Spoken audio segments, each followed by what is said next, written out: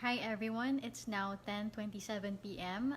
This is P. Renada, Rappler's reporter for Malacanang, and I'm here to give you a recap of what happened during President Duterte's meeting earlier today with pandemic task force officials. So again, tonight, usaping vaccine na naman as expected. One of the first things or the new things that Duterte said during this meeting was he wanted to make sure he was very concerned about the logistics of vaccine transportation. So we know that this month we expect vaccines, Pfizer and AstraZeneca vaccines, to begin arriving in the Philippines. This is through the COVAX facility.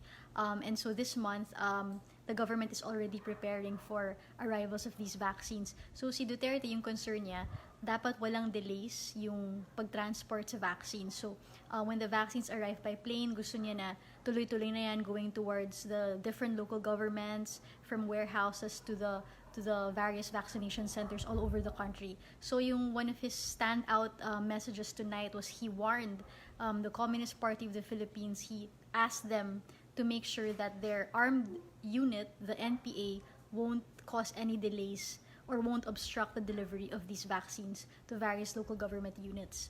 And then he also warned government officials and personnel not to get in the way of the vaccines. So medyo parang meron siyang a bit of a warning that if you get in the way of the vaccines, if you cause like red tape, like bureaucracy na hindi naman necessary, that he will be angry if this causes delays in bringing the vaccines to Filipinos all over the country.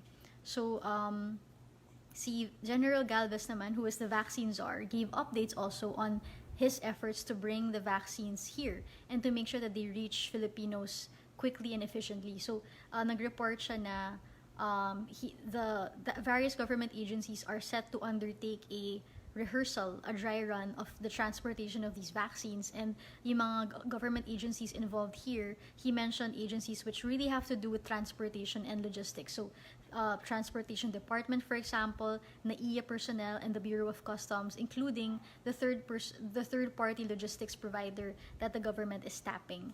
So Galvez is also very concerned that these vaccines will move efficiently throughout the country, especially the first ones to receive the vaccines, which will be the hospitals and the medical frontliners. He also said that the PNP will provide escorts for these vaccines so that mabilis yung pag-transport sa vaccines and walang delays because merong security involved. And that he has already spoken with local government units and assessed that most of them are ready for the vaccine rollout, either starting this month or in March. So, and also he spoke of customs one-stop shop. So we obviously know that the Bureau of Customs is an important agency that deals with bringing in goods, right? And making sure na walang contraband, walang illegal goods that enter the Philippines. So si Finance Secretary Sonny Dominguez, whose agency supervises the Bureau of Customs, promised Galvez that there would be a one-stop shop so that the vaccines take no more than 30 minutes in customs before they are released for the vaccine rollout in the country. So that was what Galvez reported. And then si Duterte naman had a part in towards the end of his remarks where he thanked Congress for providing his executive department, the executive branch, with the money to make the vaccine rollout happen, to procure the vaccines, and to also other parts of the pandemic response. And then towards the end of his speech, meron siyang non-pandemic related outburst. And this outburst was about the Lopezes of ABS-CBN. So he basically said that he will not let the ABS-CBN operate any franchise given to them. Because yung sinasabi niya is Congress is currently planning to restore a franchise for the Lopezes. And sinabi niya na, sure, Congress can go ahead and do that, diba? It's within their power according to the Constitution. But kahit may franchise daw yung ABS-CBN or yung Lopez Group of Companies, hindi i-recognize ni Duterte. And he, quote, "I will not allow the NTC to grant them the permit to operate." So basically, he's using his executive power to ignore, right, an issuance by Congress allowing a company to operate a certain franchise.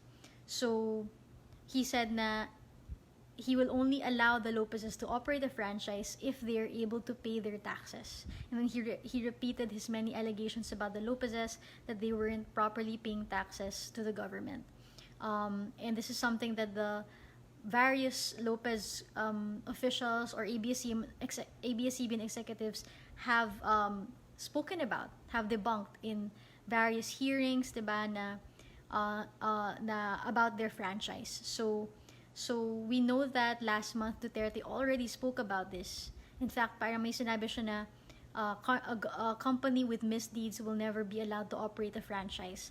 But during that time, he never mentioned the Lopezes specifically. He never mentioned ABS-CBN specifically. So this is proof, today's speech is proof that he was actually talking about the Lopezes all along.